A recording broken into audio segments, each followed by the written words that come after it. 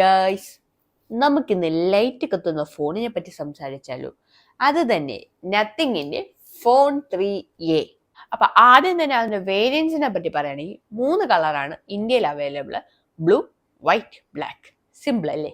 ഫോണിന്റെ പ്രൈസ് വന്നിട്ട് 24,999 ആണ്. എങ്കിൽ നിങ്ങൾക്ക് ബാങ്ക് ഓഫറിൽ 23,999 കിട്ടുന്നതാണ്. നമുക്കിന്ന് ഇതിന്റെ ബിൽഡ് ക്വാളിറ്റിനെ പറ്റി സംസാരിക്കാം. നത്തിങ് ഫോൺ 3A യൂസ് ചെയ്തിരിക്കുന്നത് പാണ്ട ഗ്ലാസ് ആണ്. എന്ന് പറഞ്ഞാൽ ഫ്രണ്ടിലും ബാക്കിലും പാണ്ട ഗ്ലാസ് ആണ്. പാണ്ട ഗ്ലാസിന്റെ പ്രത്യേകത പറയേണ്ടതില്ലല്ലോ, എങ്കിലും പറയാം. സ്കാച്ച് റെസിസ്റ്റൻസും ഇമ്പാക്ട് റെസിസ്റ്റൻസും കൂടുതലുള്ള ഒരു ഗ്ലാസ് ആണ് പാണ്ട ഗ്ലാസ്. നത്തിങ് വാങ്ങുമ്പോൾ മൈൻഡിലുള്ളത് എന്താ? നമ്മൾ ആരും കവർ ഇടാൻ പോകില്ല. കാരണം അതിന്റെ ബാക്ക് തന്നെയാണ് അതിന്റെ ഒരു ഡിഫറെന്റ്. അതിന്റെ ബാക്കാണ് അതിന്റെ ഒരു ബ്യൂട്ടി. അതുകൊണ്ട് എന്തായാലും കവർ ഇടാൻ പോകില്ല. അതുകൊണ്ട് പാണ്ട ഗ്ലാസ് യൂസ് ചെയ്യുന്നതിലൂടെ ഇമ്പാക്ട് റെസിസ്റ്റൻസും സ്ക്രാച്ച് റെസിസ്റ്റൻസും കൂടുതൽ നമുക്ക് അവർ പ്രൊവൈഡ് ചെയ്യുന്നുണ്ട്. സോ കവർ ഇട്ടില്ലെങ്കിലും നമ്മുടെ ഫോൺ ഒരറ്റം വരെ സ്ക്രാച്ച് റെസിസ്റ്റ് ചെയ്യും. അതിന്റെ ചുറ്റും യൂസ് ചെയ്തിരിക്കുന്ന ഫ്രെയിം വന്നിട്ട് മാറ്റ് ഫിനിഷ് ആണെങ്കിൽ അത് പ്ലാസ്റ്റിക് ഫ്രെയിം ആണ്. തിക്നെസ് വന്നിട്ട് 8.4 mm, വെയിറ്റ് വന്നിട്ട് 201 ഗ്രാമുമാണ്. അത് ഒരു തരത്തിൽ പറഞ്ഞ അല്പം വെയിറ്റ് കൂടുതലാണ്. അതുപോലെ തന്നെ ഫോണിന് അധികം സൈസും ഉണ്ട്. IP64 റേറ്റഡ് ആണ്. പക്ഷെ ഈ പ്രൈസ് റേഞ്ചിലും ഇത്രയും നല്ലൊരു ബിൽഡ് ക്വാളിറ്റിയും തരുന്ന ഫോണിൽ IP64 എന്ന് പറയുന്നത് ഒരു ഡ്രോബാക്ക് തന്നെയാണ്. ഗ്ലിഫ് LED ലൈറ്റ്സ് തന്നെയാണ് യൂസ് ചെയ്തിരിക്കുന്നത്.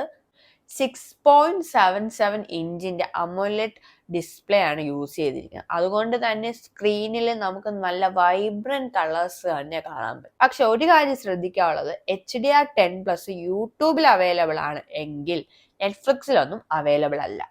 120 ഹെഡ്സിന്റെ റിഫ്രഷ് റേറ്റ് ആണ് ഉള്ളത്.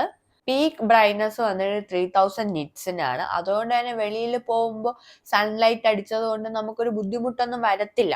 സ്റ്റീരിയോ സ്പീക്കേഴ്സ് ആണ് പ്രൊവൈഡ് ചെയ്യുന്നത്. അതൊരിക്കലും നമ്മുടെ സൗണ്ട് ക്വാളിറ്റീനെ അഫക്റ്റ് ചെയ്യുന്നില്ല. കാരണം നല്ല ബാസോട് കൂടിയുള്ള സൗണ്ട് തന്നെയാണ് നമുക്ക് നത്തിങ് തരുന്നത്. പിന്നെ എടുത്തു പറയാനുള്ളത്, ഈ പ്രൈസ് റേഞ്ചിൽ നമുക്ക് അവർ NFC-യും പ്രൊവൈഡ് ചെയ്യുന്നു. ഇനി പെർഫോമൻസ്, സ്നാപ്ഡ്രാഗൺ 7S Gen 3യുടെ ചിപ്സെറ്റ് ആണ് യൂസ് ചെയ്തിരിക്കുന്നത്. അത് ഇച്ചിരി പഴയതാണ്. ഇന്നത്തെ കാലത്ത് ഈ ഒരു കോമ്പറ്റീഷൻ നടക്കുന്ന ഒരു കാലത്ത് വെച്ച് നോക്കിക്കഴിഞ്ഞാൽ അത് ഇച്ചിരി പുറകിലോട്ടാണ്. എങ്കിലും കുഴപ്പമില്ല. മുന്നേ ഉള്ള നത്തിങ്ങിനേക്കാളും ബെറ്റർ ചിപ്സെറ്റ് ആണ് ഇപ്പൊ നത്തിങ് കൊടുത്തിരിക്കുന്നത്. ആൻഡ്രോയിഡ് 15 ആണ് ഓടുന്നത്. 3 വർഷത്തെ ആൻഡ്രോയിഡ് അപ്ഡേറ്റും 6 വർഷത്തെ സെക്യൂരിറ്റി പാച്ചുമാണ് പ്രൊവൈഡ് ചെയ്യുന്നത്. സോഫ്റ്റ്വെയറിന്റെ കാര്യത്തിൽ നത്തിങ് ഒരു പടി മുന്നിൽ തന്നെയായിരിക്കും. കാരണം അത്രയും നല്ല സോഫ്റ്റ്വെയർ എക്സ്പീരിയൻസ് ആണ് ഓരോ കസ്റ്റമറിനും നത്തിങ് കൊടുക്കുന്നത്. പിന്നെ നത്തിങ്ങിന് എടുത്തു പറയാനുള്ളത്, ആവശ്യമില്ലാത്ത ബോർഡ്വെയർസ് ഒന്നുമില്ല. നല്ല ഫ്രഷ് പീസ് ആയിരിക്കും. ഓൾവേസ് ഓൺ ഡിസ്പ്ലേ അവൈലബിൾ ആണ്. അടുത്ത നമുക്ക് സ്റ്റോറേജിനെ പറ്റി സംസാരിക്കാം. 8GB റാമും 128ഉം 256ന്റെ ഇന്റേണൽ സ്റ്റോറേജ് ആണ് തന്നിരിക്കുന്നത്. പക്ഷേ ഇവിടെയാണ് പ്രശ്നം. UFS 2.2 ആയതുകൊണ്ട് തന്നെ അത് നമ്മുടെ സ്റ്റോറേജിനെ വളരെയധികം ബാധിക്കും. ഇപ്പൊ നിങ്ങളൊരു ഹെവി യൂസേഴ്സ് ആണ്, നിങ്ങൾ കുറെ ആപ്സ് ഡൗൺലോഡ് ചെയ്ത് അത് ഒരു സ്റ്റോറേജിൽ ഒരു 1/4 ഭാഗത്തോളം എത്തിക്കഴിഞ്ഞാൽ നിങ്ങളുടെ ഫോണ് വളരെയധികം സ്ലോ ആവാൻ തുടങ്ങും. അത് വലിയൊരു ഡ്രോബാക്ക് ആയിട്ട് തന്നെയാണ് തോന്നുന്നത്. അതുപോലെ തന്നെ ഇപ്പൊ വീഡിയോ എഡിറ്റിംഗ് ആയാലും, നിങ്ങളൊരു വീഡിയോ എടുത്തു, ഇച്ചിരി സൈസ് കൂടിയ വീഡിയോസ് ഒക്കെ ആണ് എങ്കിൽ നിങ്ങൾക്ക് എഡിറ്റ് ചെയ്യാനും എക്സ്പോർട്ട് ചെയ്യാനും ഇമ്പോർട്ട് ചെയ്യാനും ഒക്കെ അല്പം ഡിലേയും ലാഗും ഒക്കെ ഫീൽ ചെയ്യും. അതുകൊണ്ട് തന്നെ ഫോണിന്റെ ഓവറോൾ പെർഫോമൻസിനെ ഈ ഒരു ഘടകം ബാധിക്കും. ക്യാമറയെ പറ്റി സംസാരിക്കാം. ട്രിപ്പിൾ ക്യാമറ സെറ്റപ്പ് ആണ് ഇതിൽ കൊടുത്തിരിക്കുന്നത്. 50 MB മെയിൻ ലെൻസ് ആണ് യൂസ് ചെയ്തിരിക്കുന്നത്. ഏതിന്റെ? സാംസങ്ങിന്റെ. അതുകൊണ്ട് തന്നെ ആ ഒരു ക്വാളിറ്റി പിക്ചേഴ്സ് നമുക്ക് കിട്ടുന്നതാണ്. എങ്കിലും പോർട്രേറ്റ് വരുമ്പോൾ ചെറിയൊരു ക്വാളിറ്റി കുറവുള്ളതുപോലെ ഫീൽ ചെയ്തത് എങ്കിലും ഓൾമോസ്റ്റ് നല്ല ലൈറ്റിങ് നല്ല ഫോട്ടോസ് തന്നെയാണ് കിട്ടുന്നത്. അല്പം ഡിം ലൈറ്റ് ആവുമ്പോഴുള്ള ചെറിയ ചെറിയ പ്രശ്നങ്ങളാണ് ഞാൻ പറഞ്ഞത്. പിന്നെ 50 MB തന്നെ ടെലിഫോട്ടോ ലെൻസും 8 MB അൾട്രാവൈഡ് ലെൻസും ആണ് യൂസ് ചെയ്യുക. അതുകൊണ്ട് തന്നെ നമുക്ക് നല്ലൊരു പിക്ചർ ക്വാളിറ്റി കിട്ടും. സെൽഫി ക്യാമറ പഞ്ച് ഹോൾ ആയിട്ടാണ് തന്നിരിക്കുക. 32 MB പഞ്ച് ഹോൾ ആണ് നമുക്ക് തന്നിരിക്കുക. പക്ഷെ ഒരു പ്രശ്നം എനിക്ക് തോന്നിയെന്ന് പറഞ്ഞാൽ 4K ഷൂട്ട് ചെയ്യാൻ പറ്റത്തില്ല. അതെന്താ അങ്ങനെ? സാധാരണ 32 MB ലെൻസ് കൊടുക്കുമ്പോൾ നമുക്ക് 4K 30 FPS ഷൂട്ട് ചെയ്യാൻ പറ്റും.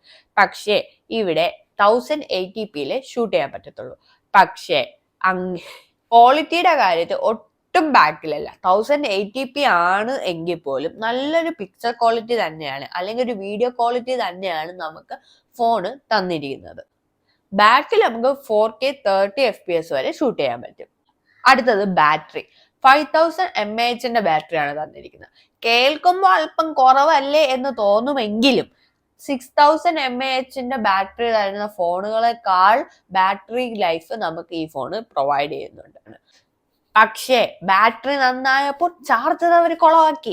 ഫാസ്റ്റ് ചാർജിങ് അല്ല നമുക്കുള്ളത്. അതും പോരായിട്ട് ബോക്സിൽ ചാർജർ ഇല്ല. എന്താണ് നത്തിങ് ഇങ്ങനെ? പാവം നമ്മൾ ഇനി പൈസ കൊടുത്ത് മേടിക്കേണ്ടത്. അടുത്ത് കുറച്ച് ഹൈലൈറ്റ്സ് ആയാലോ.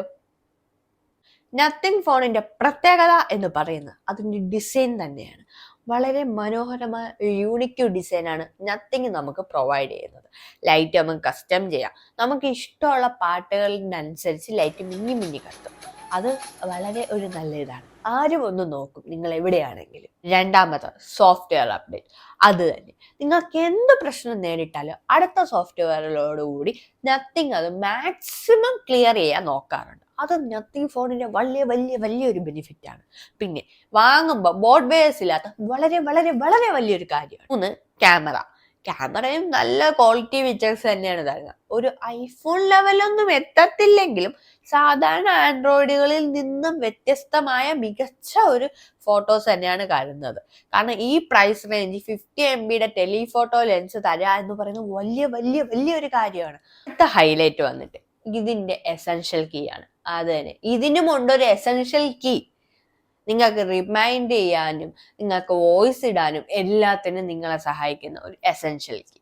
നിങ്ങൾക്ക് ഇപ്പൊ മറവി രോഗം എന്നെ പോലെ ഉള്ളവരാണ് എങ്കിൽ ഈ ഒരു എസെൻഷ്യൽ കീ വളരെയധികം യൂസ് ചെയ്യും. ഇതിൽ നിങ്ങൾക്ക് സ്ക്രീൻഷോട്ട് എടുക്കാം. സ്ക്രീൻഷോട്ട് എടുക്കുന്നതിനോട് കൂടി തന്നെ നിങ്ങൾക്ക് ടൈപ്പ് ചെയ്ത് അത് എന്താണ്, അല്ലെങ്കിൽ എന്നെ ഇങ്ങനെ റിമൈൻഡ് ചെയ്യണമെന്ന് റിമൈൻഡർ വെക്കാം, അല്ലെങ്കിൽ വോയിസ് ചെയ്യാം, വോയിസ് റെക്കോർഡ് ചെയ്യാം. അത് നിങ്ങൾക്ക് എസെൻഷ്യൽ സ്പേസ് എന്ന് പറയുന്ന ഒരു സ്ഥലത്ത് ഈ സംഭവങ്ങൾ കാണും. അവിടെ പോയി നോക്കിക്കഴിഞ്ഞാൽ ഇതെല്ലാം അങ്ങനെ കിടക്കും. അപ്പോൾ ഇടയ്ക്കിടയ്ക്ക് നിങ്ങൾക്ക് എന്തെങ്കിലും മറന്നുപോയി എന്ന് തോന്നിയാൽ ഇടയ്ക്കിടയ്ക്ക് അവിടെ പോയി നോക്കാം. അതൊരു നല്ല ഇതല്ലേ. ഡ്രോബാക്സ്.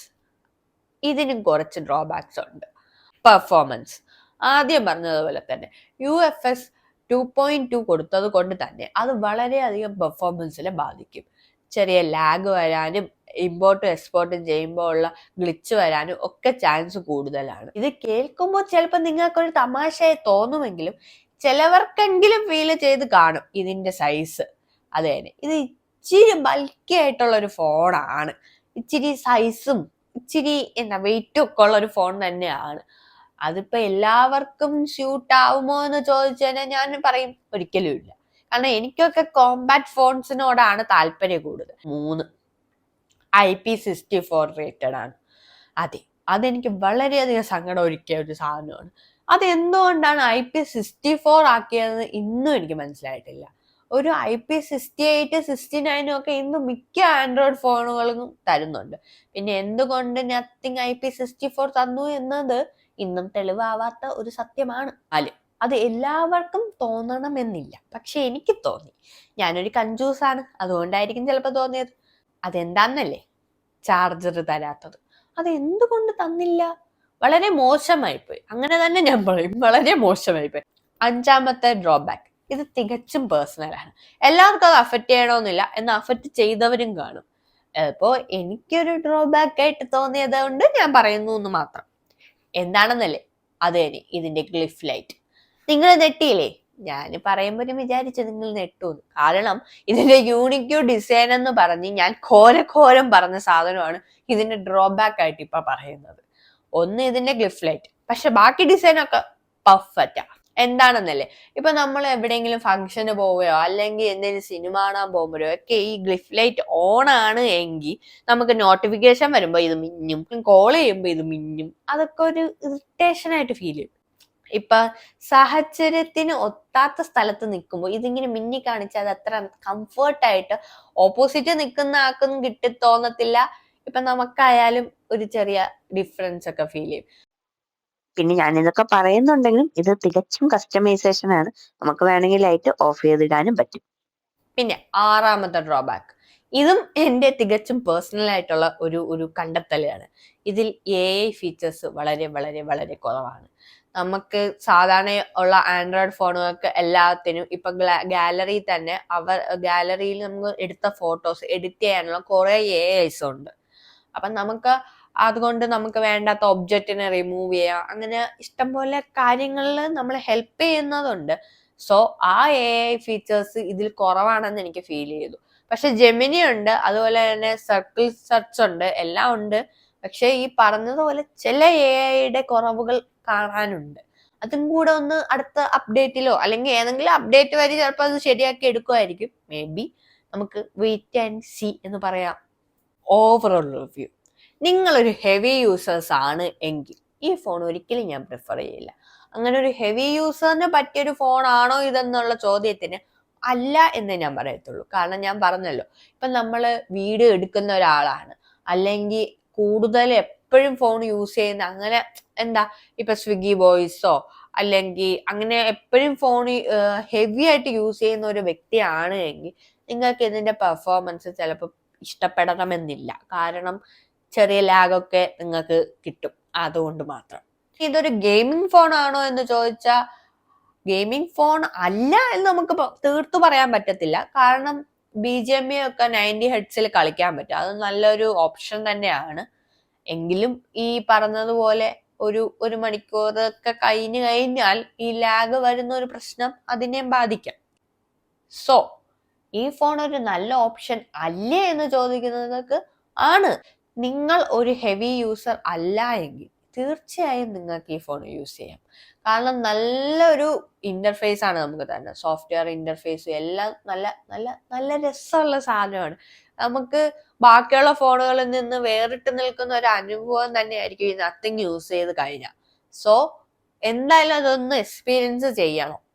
അതുകൊണ്ട് ഇതൊരു നല്ല ഫോൺ തന്നെയാണ്. ക്യാമറയുടെ ഇതിലായാലും പെർഫോമൻസിന്റെ ഇതിൽ ഞാൻ പറഞ്ഞല്ലോ, ഹെവി യൂസേഴ്സിനെ മാത്രമേ ഞാൻ അത് കണക്കി കൂട്ടുന്നുള്ളൂ. അല്ലാത്ത ആർക്കും ഈ ഒരു ഡിലേയുടെ ഇതും ഒന്നും വരത്തില്ല. അവർക്ക് നല്ലൊരു പെർഫോമൻസ് തന്നെയായിരിക്കും തന്നെ. പിന്നെ സോഫ്റ്റ്വെയർ അപ്ഡേറ്റ്സ് പല ഫോണുകളിലും പല ബ്രാൻഡ്സും തരാത്തൊരു പ്രശ്നമാണ് ഈ സോഫ്റ്റ്വെയർ അപ്ഡേറ്റ്സ്. കറക്റ്റ് സമയത്ത് സോഫ്റ്റ്വെയർ തരാതിരിക്കുക, അല്ലെങ്കിൽ പ്രശ്നങ്ങൾക്ക് പരിഹാരമാവാത്ത സോഫ്റ്റ്വെയർ തന്ന് വെറുതെ മനുഷ്യന്റെ നെറ്റ് കളയുക. പക്ഷെ നത്തിങ് അങ്ങനെയല്ല. എല്ലാ കുറ്റങ്ങളും അല്ലെങ്കിൽ കുറവുകളും റെക്ടിഫൈ ചെയ്യാൻ മാക്സിമം നോക്കുന്ന ഒരു ബ്രാൻഡ് തന്നെയാണ് നത്തിങ്. ഇനി കുറച്ച് ദിവസത്തേക്ക് എൻ്റെ വീഡിയോസ് കുറവായിരിക്കും. കാരണം ഒന്ന്, എനിക്ക് ഹെൽത്ത് നല്ല കണ്ടീഷനിലല്ല. രണ്ട്, എനിക്ക് കുറച്ച് പരീക്ഷകളുണ്ട്, എക്സാംസ് ഉണ്ട്. സോ അതുവരെ നിങ്ങൾ എനിക്കൊന്ന് വെയിറ്റ് ചെയ്യുമെന്ന് ഞാൻ പ്രതീക്ഷിക്കുന്നു. അപ്പോൾ എൻ്റെ വീഡിയോ ഇഷ്ടമായെങ്കിൽ ലൈക്ക് ചെയ്യുക, സബ്സ്ക്രൈബ് ചെയ്യുക, ഷെയർ ചെയ്യുക. അപ്പോൾ അടുത്ത വീഡിയോ ആയിട്ട് കാണുന്നവരെ ബൈ.